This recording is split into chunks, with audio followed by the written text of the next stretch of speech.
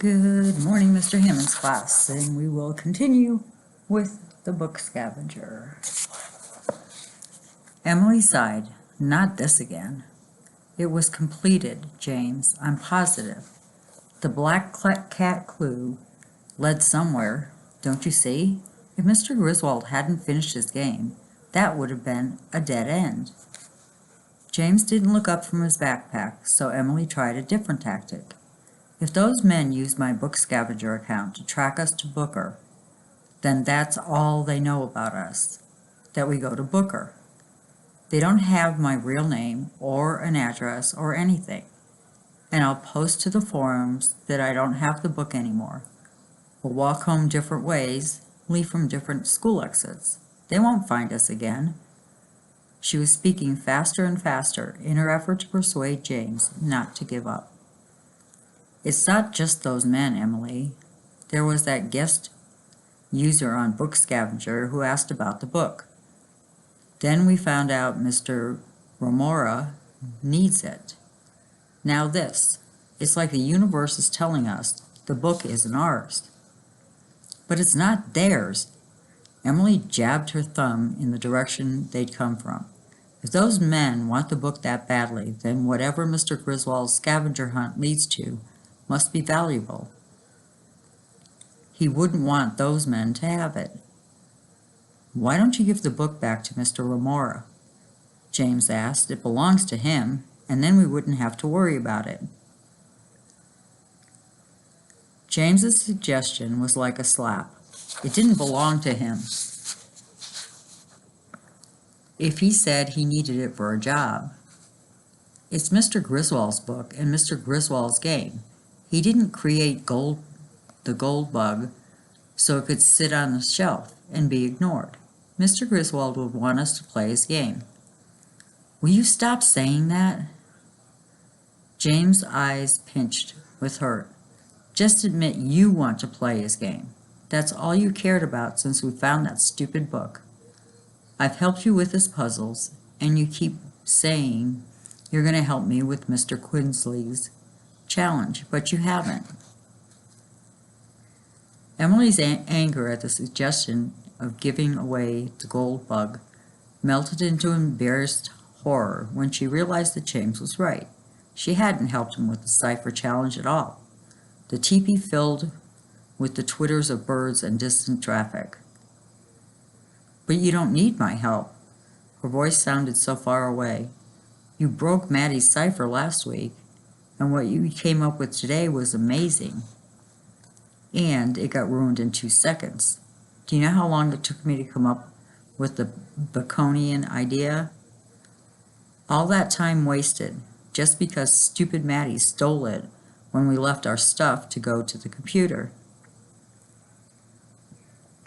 The unspoken part of his sentence was to look up the ISBN number. Mr. Griswold's game again. James went on. It might have been a cool cipher idea, but I still didn't win a homework pass, which means I still might lose my bet to Maddie. Anyway, it doesn't matter if I needed your help or not. I wanted your help, and you offered it. It's just a silly bet. Well, then I say the gold bug is just a silly game. Does that make it matter any less to you? I didn't mean, it's not a game anymore, Emily. It wasn't a game to her anymore either. Those men were scary, but something valuable was at stake. Something that mattered to Mr. Griswold, and that made her determined to get to it first. It's important, Emily said. No, it's not. Each word James pushed his volume up and up. I can't believe you care more about a stupid game than about being a good friend. James grabbed his backpack and crawled out of his teepee. The footsteps shushed on the dirt path as he walked away. Chapter 28. Emily sat in the teepee for a good long while before she walked back to her building. James was right. She hadn't helped him with Mr. Quinsley's challenge, but part of her was upset with him anyways. For her, playing Mr. Griswold's game was the equivalent of making it to the championships if you played a sport. It would be nice if he could see that and understand. Emily stomped up the stairs to their apartment, dropped her backpack on her bedroom floor, and flopped onto her bed. The reindeer antlers James had given her on the first day of school rested on her windowsill. The photo of them, with the antlers stretched over their heads, was taped to the wall beside it, along with a newspaper clipping that she had torn out about Mr. Griswold.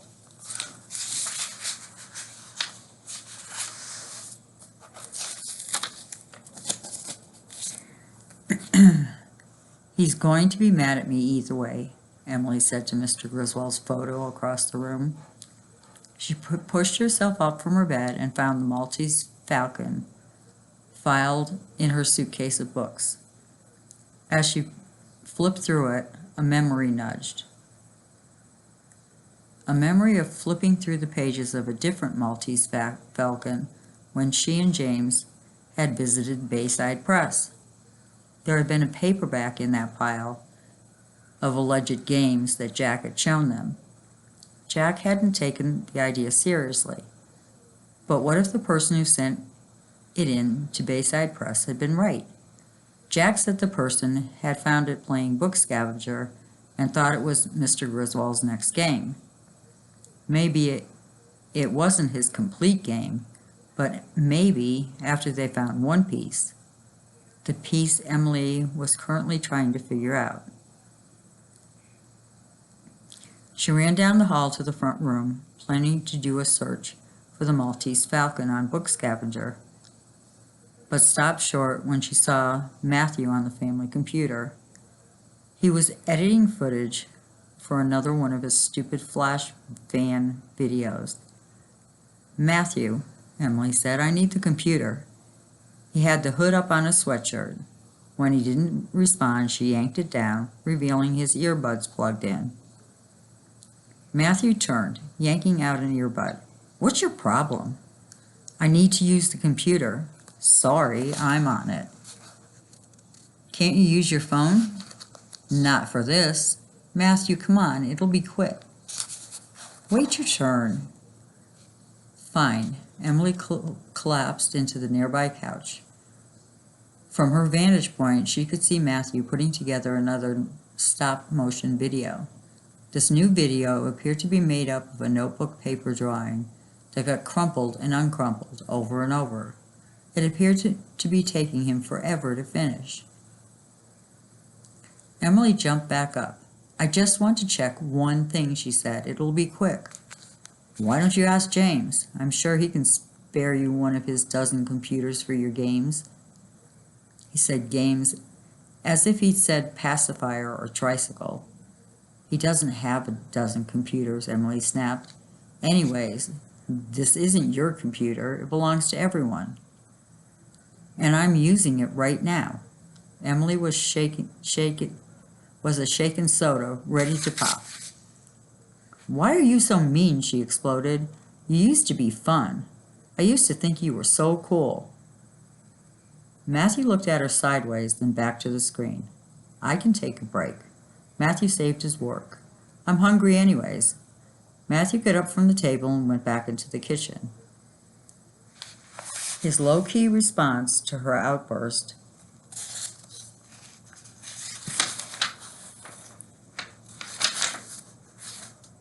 only made her feel worse. Now, he could add dramatic and childish to the list of reasons he didn't want to hang out with her anymore. Emily pushed thoughts of her brother aside and logged into Book Scavenger. She selected San Francisco and then did a title search for the Maltese Falcon. Whoa! She straightened up in her seat. 52 copies hidden in San Francisco alone. She'd never seen anywhere close to that many copies of one book hidden in a city before, but it was a big city.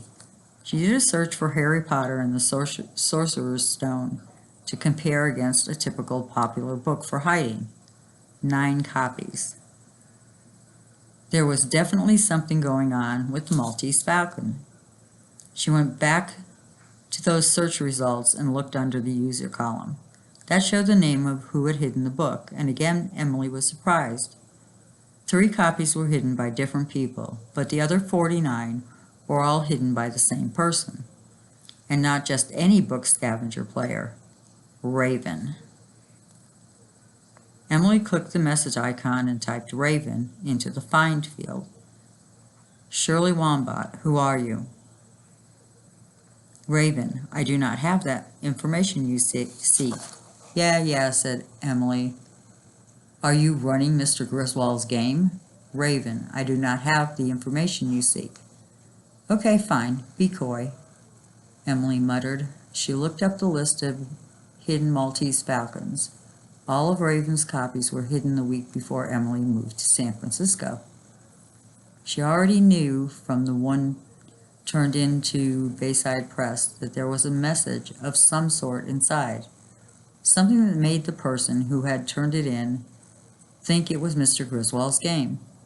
Finding one of those copies had to be the next step.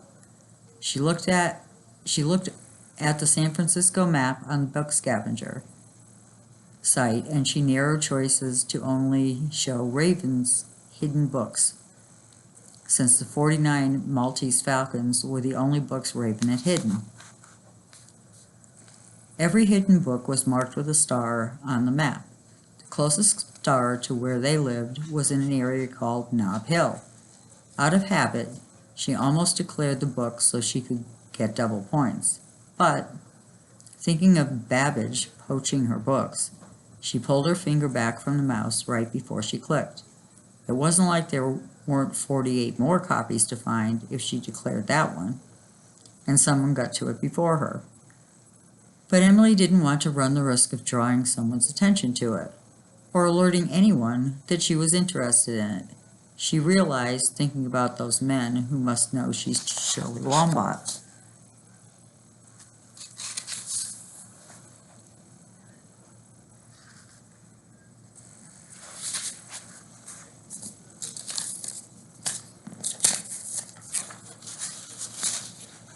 Okay.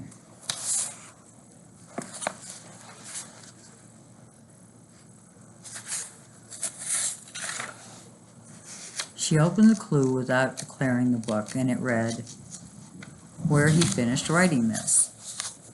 Okay, Emily muttered to herself and opened a new web browser.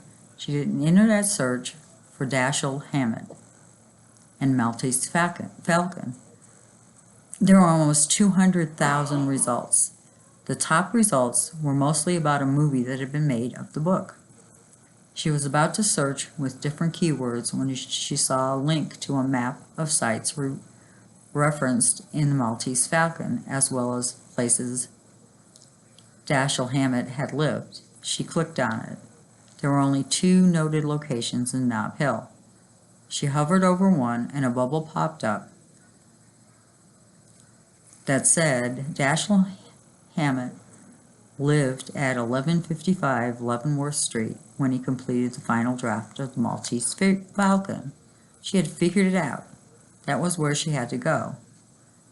Emily did a victory spin in the computer chair. She had to tell James. Sure, he was mad, but he'd be interested to know the Maltese Falcon led somewhere and to hear about Raven's role in the game. He'd probably even want to go with her. She flipped to a clean sheet of notebook paper and in their secret code wrote, "Raven hid 49 copies of the Maltese Falcon around San Francisco.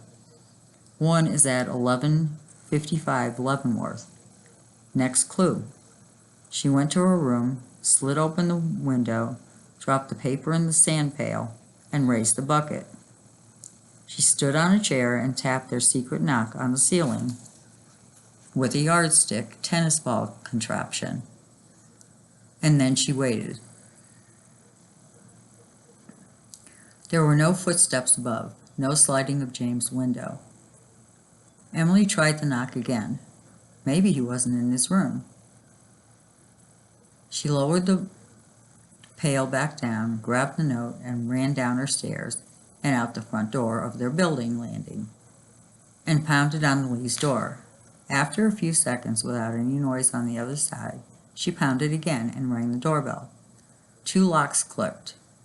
A deadbolt slid, and the older Mrs. Lee opened the door. Even though James's grandmother was barely taller than Emily and swam in one of James's old Angry Bird shirts, she was quite intimidating. "Is your apartment on fire?" she asked. No, Don't knock so loud unless the apartment is on fire, and I'm not hard of hearing." "Yes, ma'am," Emily said meekly. James's grandmother gripped a wooden spoon in one hand and pursed her lips, waiting. For a moment, Emily couldn't remember why she was here. "I was doing research for a book report, and I found something I thought James would be interested in." "Is he here?" "One moment," Miss Lee said. Up the staircase she called, "James, Emily is here." Emily had expected James to appear, but instead she heard his voice reply in Chinese. Miss Lee looked back at Emily. Her face softened with an apologetic smile. "He's in the middle of a school project and can't be interrupted. Perhaps later? Or I could show him your research." Miss Lee held out her spoon-free hand. "That's okay," Emily said, backing away.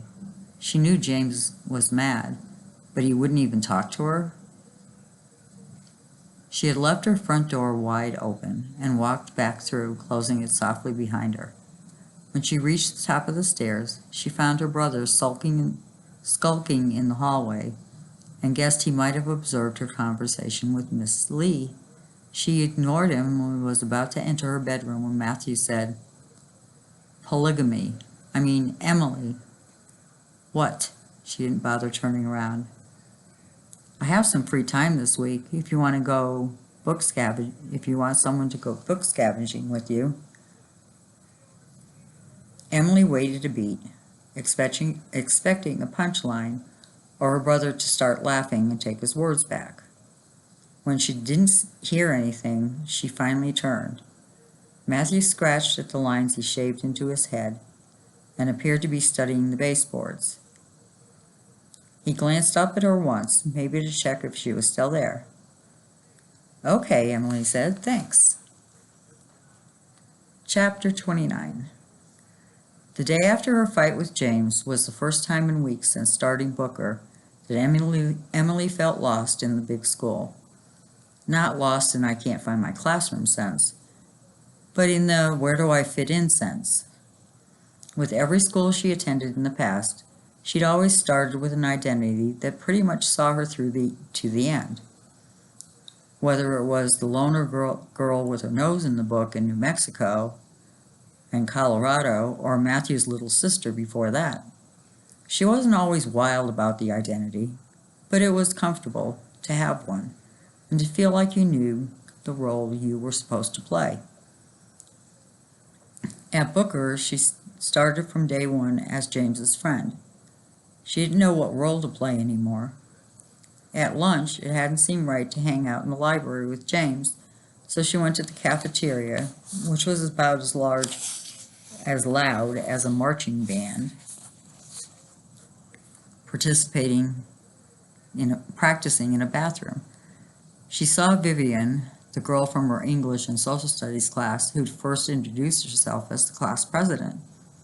But Vivian was involved in a conversation with the other girls at her table and didn't look her way. Emily continued outside. Booker had an enormous blacktop where they had recess, PE, and lunch. Emily found a stretch along the school building that was empty, other than some pushy seagulls, and leaned against the wall.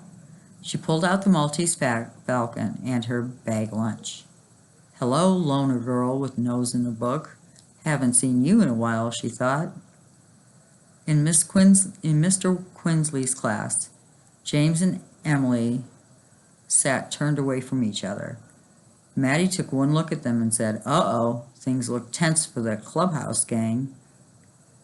She slid into the seat behind James. Did somebody reveal the secret password to a non-member? Shut up, Maddie, James muttered. He was methodically solving another of his logic puzzles and didn't look up. Emily pretended to be absorbed in doodling a maze into the margin of her notebook to have paid any attention. At the start of class, James bent over his backpack and pulled out a handful of long, skinny strips of paper. I bought a makeup cipher for yesterday, he announced to Mr. Quinsley. Emily ducked her head to look at Maddie and was pleased to see her gaping. She saw Emily look at her and snapped her mouth shut. Her eyes were wide and blinking, and it occurred to Emily that Maddie might actually be nervous about losing her bet. Did you? Mr. Quinsley accepted the bouquet of strips, extended one to look at the letters written on it. Interesting, Mr. Lee. Mr. Quinsley gave an approving nod and distributed James's cipher to the class. Emily looked hers over. It was unlike anything that had been turned in for the challenge so far, and unlike anything she and James had talked about, cipher-wise. The strip said IP, XL, DF, TC, WLS. I'll show you that one. We haven't seen one of these before either.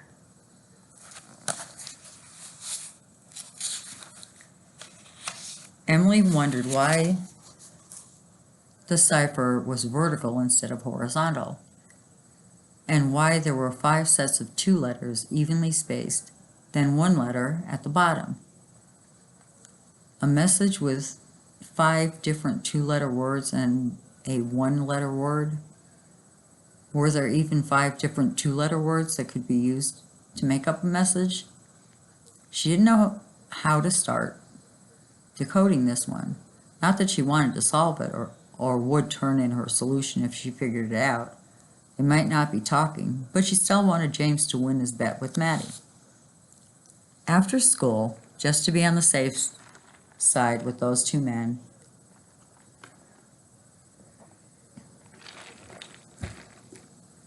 Emily left through a different door from the main one they had walked out yesterday. She took a different route, too, maybe to avoid running into James as much as to avoid the men if they were to come back. She didn't actually think they would come back, because she had done something brilliant she was rather proud of. On Book Scavenger, she listed the gold bug as hidden on the outer sunset. She picked that neighborhood off a map because it looked about as far from their school as you could get without leaving the city. For the clue, she looked up that old language Maddie had used for the cipher challenge, and used it to write out directions to an imaginary bench in a park. If the men were looking for the gold bug, as James suspected they were, they would pay attention to what she did on Book Scavenger. Then this would lead them on a bit of a wild goose chase.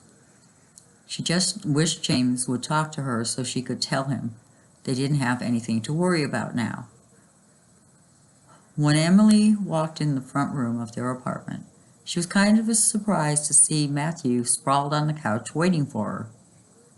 Even though he had said he'd go book hunting with her after school, she half expected him to bail on her. Matthew jumped up. All right, let's go. I mapped out the address, 1155 Leavenworth, right? He held up his phone. You remembered, Emily said. Matthew tugged her ponytail as he passed by and headed down the stairs. Of course, polygamy, he said. Lead the way, Barfru. She replied, but she was smiling as she followed her brother out their front door. On the bus ride to Leavenworth Street, Emily wondered what James was doing, probably studying in his room, or hunched over a cipher book or logic puzzles that with Steve defying gravity like a diving board of hair stuck off his head. As if he'd been reading her mind, Matthew pulled out his earbuds and asked, "So what happened with James? Why didn't he do this with you?" Emily shrugged. They passed a lady unloading groceries from the trunk of her car parked on the sidewalk. Matthew was silent a moment later. "He'll get over it, whatever it is. Don't worry." "Easy for you to say," Emily said, still looking out the window. "You make a zillion friends every time we move.